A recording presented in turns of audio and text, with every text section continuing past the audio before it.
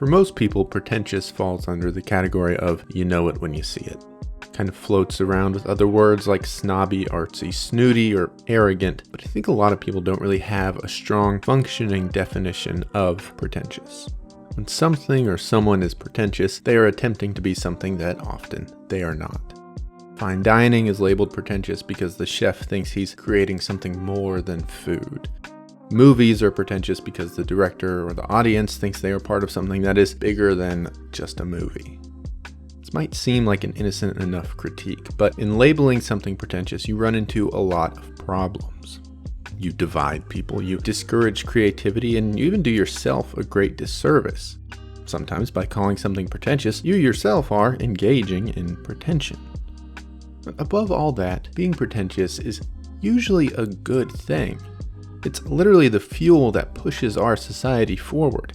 Everything you love exists because of pretension. I want to explain why.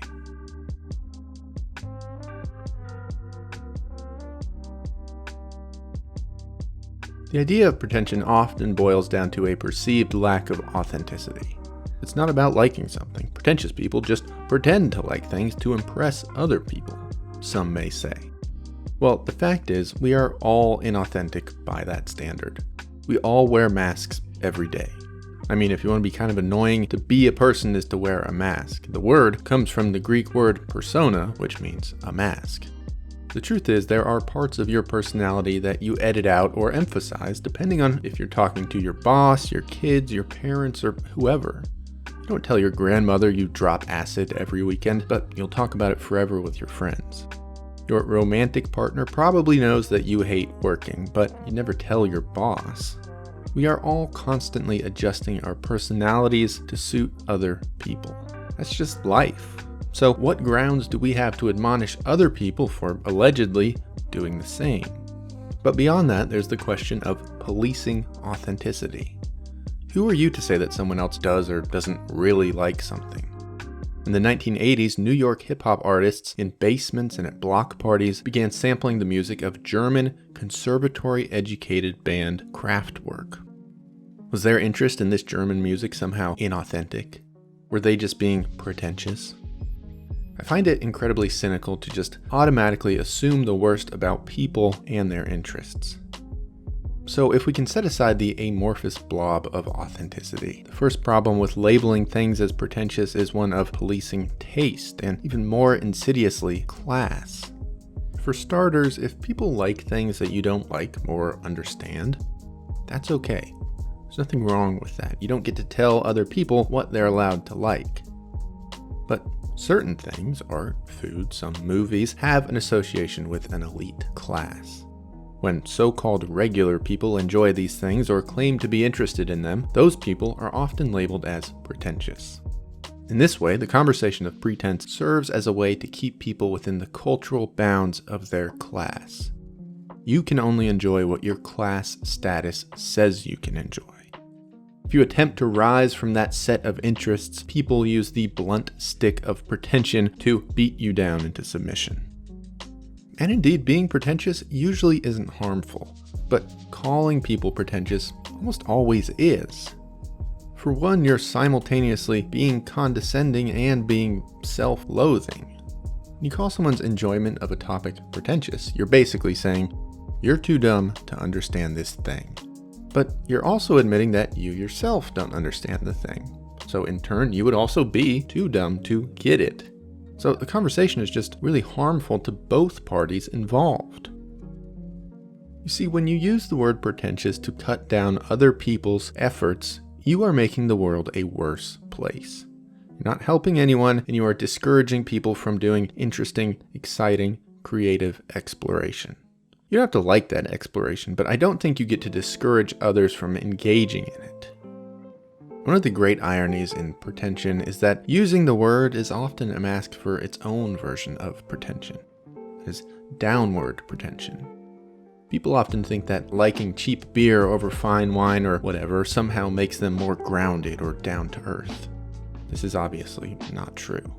There are politicians who ditch their ties and roll up their sleeves in an effort to seem more of the proletariat. They use this holier-than-thou facade to get the support of the working class. They dupe people into believing, I'm one of you. Surely this is the truly harmful version of pretension. After all, sometimes it works. To be pretentious is simply to aim for something beyond your current state of being. While these efforts sometimes fail, I don't see a world in which they are a bad thing or worth being insulted. In fact, quite the opposite. Pretension has proven to be one of the greatest tools humans have.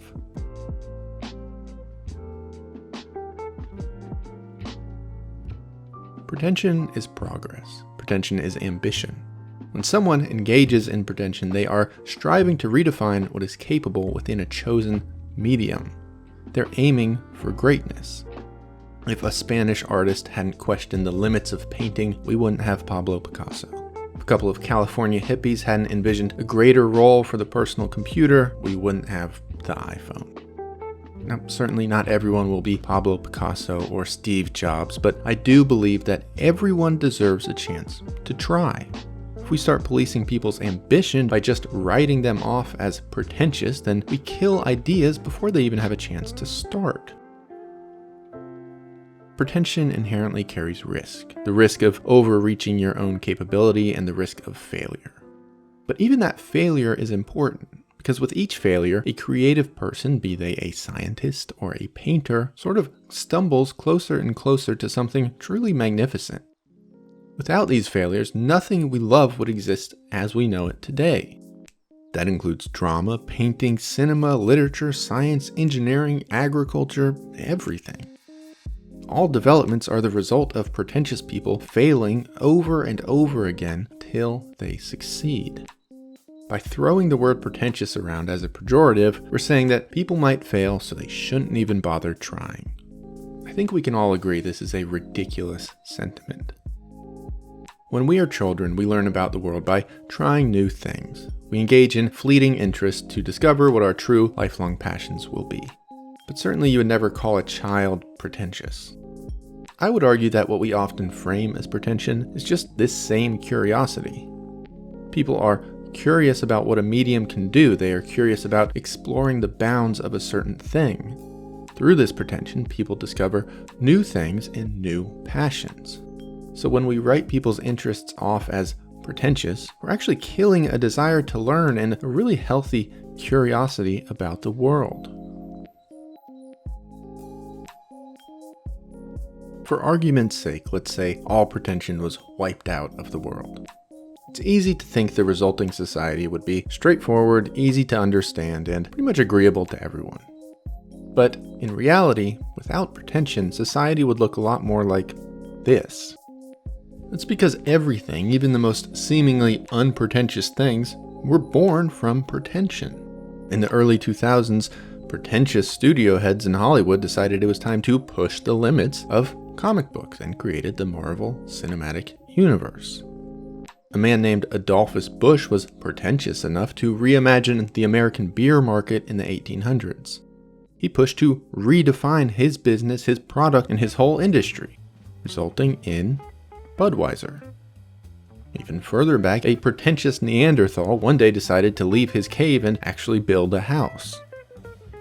You see, whether you're talking about Budweiser, Apple Computer, Marvel movies, Picasso paintings, or even the houses we live in, pretension is the fuel that pushes humanity forward.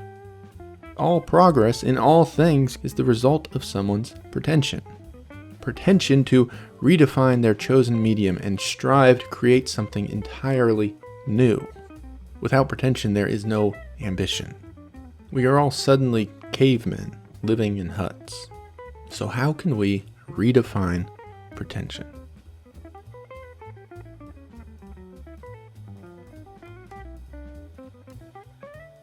Usually, calling something pretentious is just a way to shut down discourse. You see, a person would rather call something pretentious than admit to not understanding that thing. So when people call things pretentious, they do so because it is easy. It's easier to write things off than to have any moment of self-reflection. Maybe that painting isn't pretentious. Maybe you just don't have the requisite knowledge to understand it. Certainly, striking down the efforts of others is a lot easier than admitting your own shortcomings, or more to the point, going out and doing something about those shortcomings. Next time you see a movie or eat food that you think is pretentious, just ask yourself, what is it pretending to be? Is it pretending to be anything at all, or is it something that I just don't really understand? I think more often, things that are called pretentious are just the product of ambition mixed with insufficient talent. Perhaps a film tries to deal with complex, important topics, but is the victim of bad filmmaking or bad writing. In most cases, there's much more insightful and constructive criticism to be made than pretentious. Ultimately, pretentiousness is found when someone strives for greatness. Sometimes these efforts succeed, and other times they absolutely fail. When the latter happens, it can be easy to poke fun at. But indeed, to stretch beyond your ability, risk and all, is nothing short of admirable. If we abandon pretentiousness, we abandon the desire for progress. That's why I think we should all be a little more pretentious. A lot of the ideas in this video were taken from the book Pretentiousness, Why It Matters by Dan Fox. If this video was at all interesting to you, I'd strongly suggest checking that out. There's a lot of good stuff in there that I just totally didn't cover here.